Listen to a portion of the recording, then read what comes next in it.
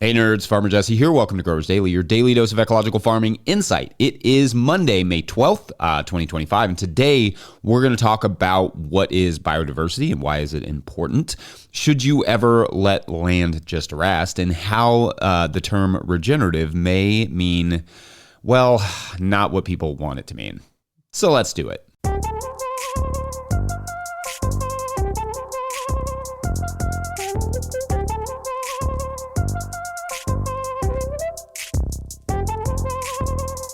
All right, well, happy Monday, everyone. I hope you all had lovely weekends. Real quick, I have a question to start off today's show. Is anyone in this network of friends growing fiber hemp or cotton organically / regeneratively on a decent scale? Hit us up at no-tillgrowers@gmail.com. If you are, we want to chat for a project we're working on. All right, like I said, hope everyone had a nice weekend, especially you moms, at least here in the U.S. Not every country probably celebrates Mother's Day. They should. We celebrate all our mothers. So we hope you all had a great weekend. Happy Mother's Day.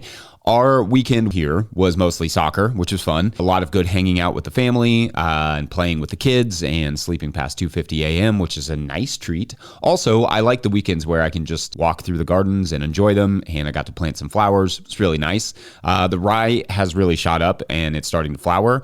We're inching closer to the milk stage when the seed heads fill up with like a liquid and the rye cover crop is ready to be terminated. That is coming up quickly. Also, the Lacey Fusilia, where I sowed it kind of late, is just now starting to flower. Soon we will be terminating those cover crops, as I said, so I'll be keeping everyone updated on all that as we get closer and closer to termination, which we will probably start discussing maybe next week or maybe later this week. We'll see. Like to keep you on your toes. So a question came up on our YouTube not that long ago from user Bayview5943, who asked if you should ever rest land. Now, I took this to mean, should you ever let land kind of hang out with nothing growing on it? This is something that farmers call bare fallowing. It happens quite often in larger scale operations where maybe at the end of the season, that farmer will harvest their corn or soybeans or whatever it may be, and then just kind of let the soil stay sort of as is until the spring when they either disc it and or plant or spray it down and then plant if they're doing like what's called conventional no-till, where you literally spray the crop ground with an herbicide. You'll see this a lot of times if it's just like brown right now, mysteriously, and everything else around it is green. They'll spray it with an herbicide and then they'll run what's called a seed drill through it, and then that's when they plant their crop. And although sometimes, to be fair to these growers, this is just a matter of how late they are getting their main season crop out and how early they'll need their first crop for the next season, meaning planting something else or even planting a cover crop may be tough. Leaving the soil bare is not super great for soil on multiple levels, though. First, leaving the soil unplanted means that it is highly exposed to erosion from wind and rain. Also, as I'm wont to say, if the soil is not being fed, it is feeding on itself, meaning that if there is not energy coming into the soil through photosynthesis, plants, the soil is going to eat the energy it has stored in the form of soil organic matter, which, as we discussed last week, even happens under tarps to a surprising extent. So effectively, it's just eating its food storage. Now, when it's cold, this loss happens more slowly, of course, but it still happens. Much like we store energy in fat, the soil stores it in soil organic matter in life and roots and the plants. So that can be a major issue with leaving the soil bare. Also, speaking of life, a lot of soil microbiology is sustained by living plant roots. So when living plant roots are not present, that means those microbes can dramatically decrease in both population and diversity, which we will actually discuss a bit more about biodiversity in the next section. Even growing another cover crop over the winter, say wheat in a conventional system or garlic in a vegetable system, is preferred. Indeed, even if you're just going to harvest it because of those living plant roots. Or at the very, very least, mulch. So the soil has something to get it through the winter. It can eat it. It can keep the soil in place. Now, there is another form of resting the soil that is beneficial that has been practiced for millennia, which is just a basic form of fallowing that allows plants to grow for a few years to replenish the soil before reusing that ground again. Indigenous Americans have done this for thousands of years, where depending on the tribe and location, they may use a plot for a few years before letting it go out of production for a few years and then back into production later. We often rest our soils with cover crops with a similar goal, where instead of growing a crop we intend to harvest, we grow a crop we want just to feed the soil, and then we terminate that in the spring and plant again into that same area. I've also taken plots out of production for a full year to simply cover crop those plots and fully replenish them. The results are almost always worth it in terms of production, though, of course, you're giving up that land for a full year, which is not super profitable, if you can guess. So the only way I ever suggest resting the soil is with other plants, though obviously Again, sometimes a mulch can make a nice alternative. And if you must, like sometimes we do, a tarp, so the soil will at very least stay put, also helpful. Anyway, thoughts on that or ways in which you use this idea? Let us know. Otherwise, we're going to take a quick break. And when we come back, we'll talk biodiversity and why it is so darn important. BRB. Today's episode of Growers Daily is brought to you by Ring of Fire.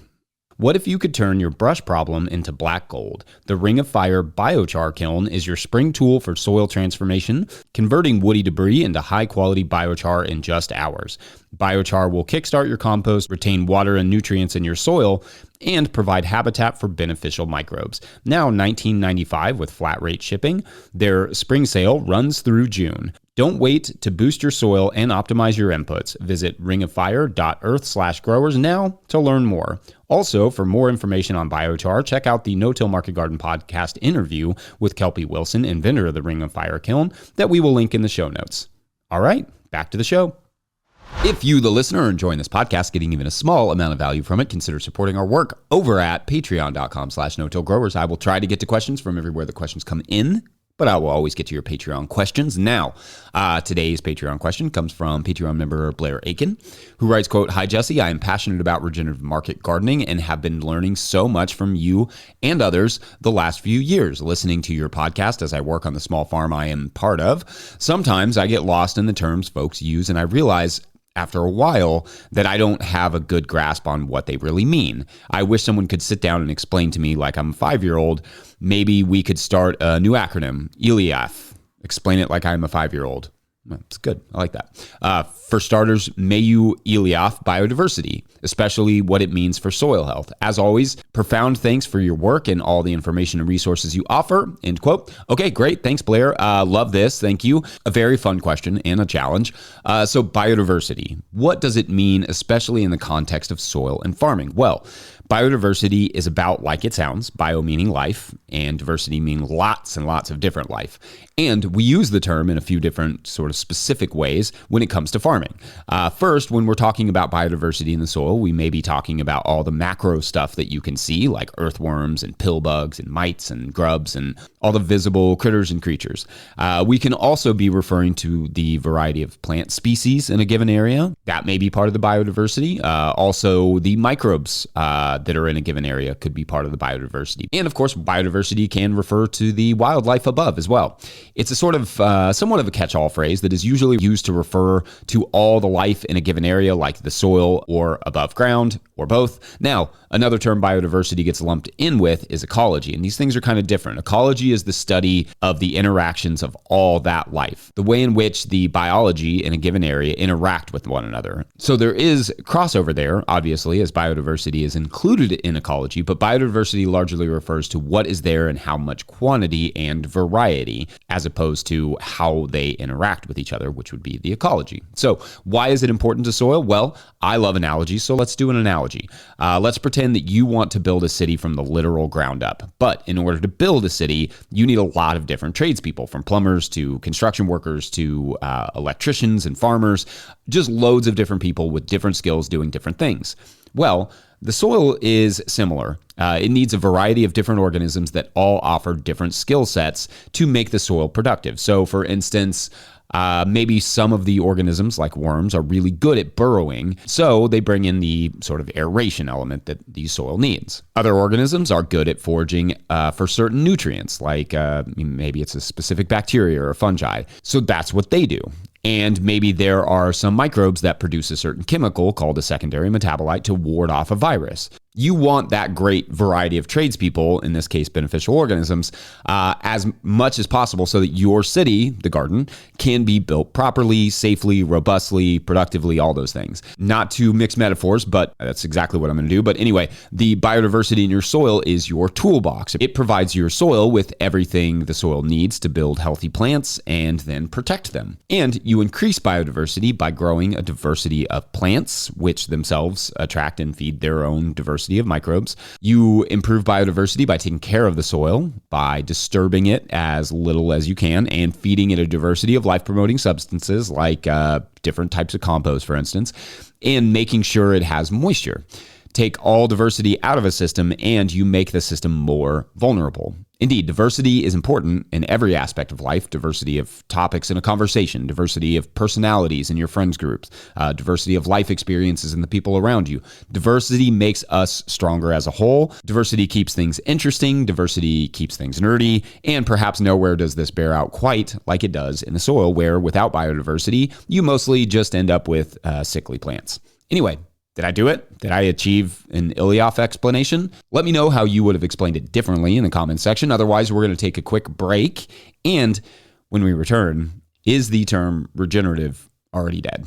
Just a small topic like that. Be right back.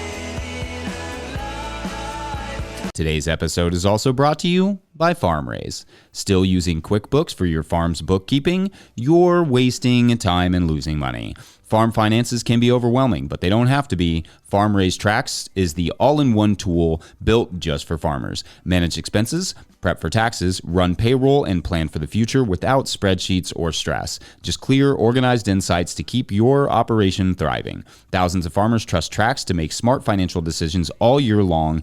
It's time you did too. Use code NOTIL20, that's all caps, no spaces, NOTIL20 for 20% off the life of your membership at farmraise.com. Today's episode is also brought to you by Farmhand. I started a CSA to grow food and build community, not to drown in admin work. Spreadsheets, emails, and pack lists take up too much time. If I could spend less time at my desk and more in the field, that'd be a win. Enter Farmhand. Farmhand automates billing, newsletters, websites, and member support, saving CSA farmers 20 plus hours a week. Focus on farming, not paperwork. See how Farmhand can help. Book a one-on-one demo with founder Ari at farmhand.partners/no-till. That's farmhand.partners/no-till. All right, back to the show. All right, so I was at a conference not that long ago, and a conventional grower was presenting on their quote-unquote regenerative systems. This was a large-scale grower, very charismatic person, liked them a lot, very thoughtful, but their systems looked like this. Every winter, they planted a cover crop. They would sometimes, or maybe always, I can't remember, graze that cover crop in the spring. Then they would spray that cover crop down with an herbicide just to make sure it was terminated. Then they would plant their Roundup Ready beans or corn or whatever. Roundup Ready just meaning it was genetically engineered to handle the herbicide and not die from it. And then maybe they would spray again in the spring. This person referred to their system as regenerative. The audience of large-scale growers all kind of nodded in agreement, had no objections to that. The other day I was chatting with someone who was discussing some growers they know as not organic, but they are regenerative, which I thought was a striking sentence, as if to say regenerative is less than organic, when for a long time it was thought of as more than, greater than, better than organic. Those two examples kind of suggest a very interesting shift that has been, frankly, going on for quite a while. There is not, at least as I write this, a regulation as to what is and is not regenerative. So in a technical sense, you cannot argue that what the person said they were doing is or is not regenerative. In fact, this same thing, albeit somewhat opposite, applies to no-till. A lot of older school growers still think of heavy herbicide applications when they hear the term no-till because, to a larger scale conventional grower, no-till means you burn down weeds, you spray them with an herbicide application and then drill in seeds with a no-till seed drill. In some cases, growers view this sort of no-till as worse than conventional for how much herbicide is required to make it work. On the one hand, I absolutely 100% prefer to know that growers are integrating animals and cover crops into their production rather than as we talked about in like the first segment, leaving the soil bare.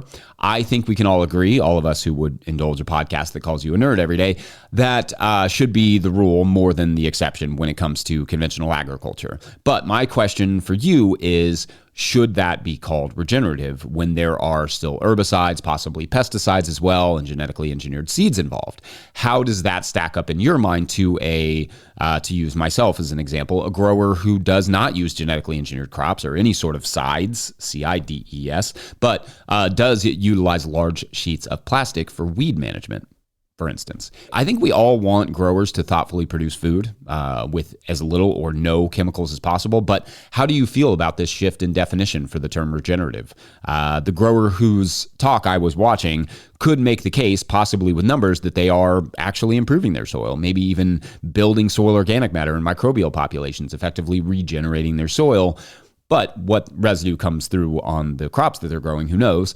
Is that good enough, knowing that the end product would still likely contain some chemical residue for you? Anyway, I don't know that I have necessarily like strong feelings about this one way or another. Like I said, it's better than conventional bear fallowing by a mile to me, but I'm curious to hear what you all think and how it strikes you to know this is the direction regenerative has been going and will likely continue to be headed until regulations are put in place. For as annoying as I sometimes found the organic regulations when we were certified all those years, and as much as I also didn't think that they went far enough to promote soil and ecological health, I definitely appreciated that the regulations themselves existed.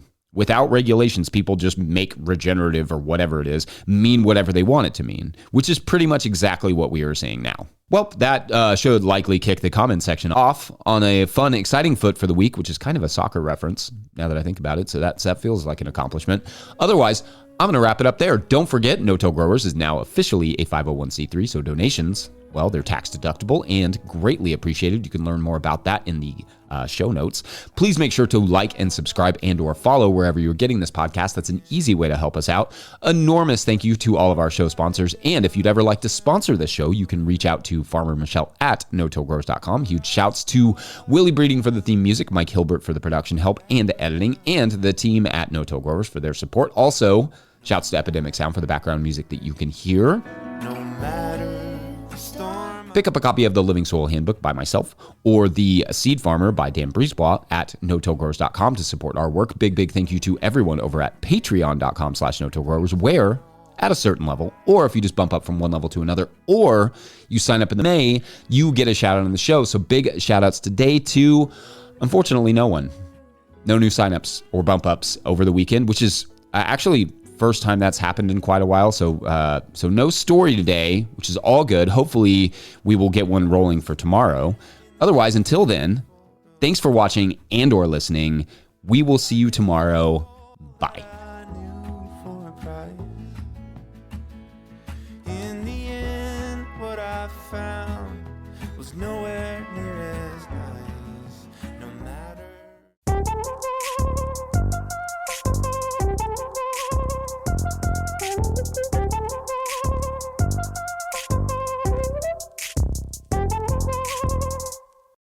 This country was built on a distinctly American work ethic. But today, work is in trouble. We've outsourced most of our manufacturing to other countries. And with that, we sent away good jobs and diminished our capability to make things. American Giant is a clothing company that's pushing back against this tide.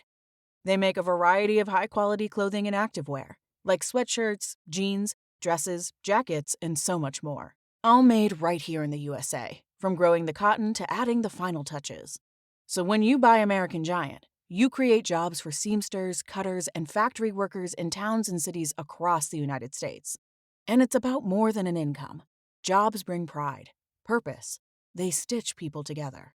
If all that sounds good to you, visit American-Giant.com and get 20% off your first order when you use code STAPLE20 at checkout. That's 20% off your first order at American-Giant.com with promo code STAPLE20.